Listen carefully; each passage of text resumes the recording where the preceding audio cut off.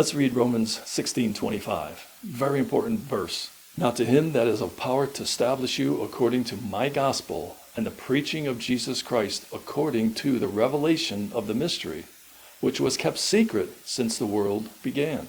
So many people, including me, ignore this verse. At least I did for 35 years, not understanding it, kind of just, yeah, okay, it says what it says, and just move on. Let's break it down a bit. Paul calls the salvation message he preached his gospel. He says, my gospel.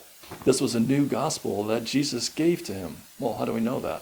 Because we read this verse, read further. And he says, the preaching of Jesus Christ according to the revelation of the mystery. Jesus was preached by Paul a message that was a mystery, but it was hidden. That's what it was. A mystery is hidden information, hidden wisdom.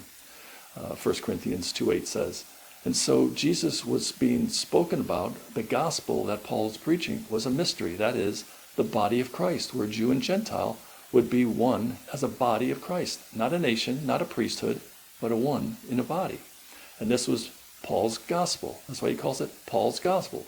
Peter never said that the gospel he preached was his gospel. And lastly, in this verse, it says that it was kept secret since the beginning of the world. I have no idea why people say that Peter and Paul preached the same gospel, when Paul is saying that his gospel was according to the revelation of Jesus Christ, which was kept secret since the world began. If that's the case, then nobody knew about it. Peter didn't preach it. Jesus didn't preach it when he was on earth. And none of the Old Testament saints knew about it because it wasn't revealed. It was a mystery, hid since the beginning of the world. Great verse. Understand Paul's gospel, revealing Jesus Christ, the body of Christ. It was a mystery, and it was hid since the beginning of the world. So much in this verse. Read it 10 times. Take care.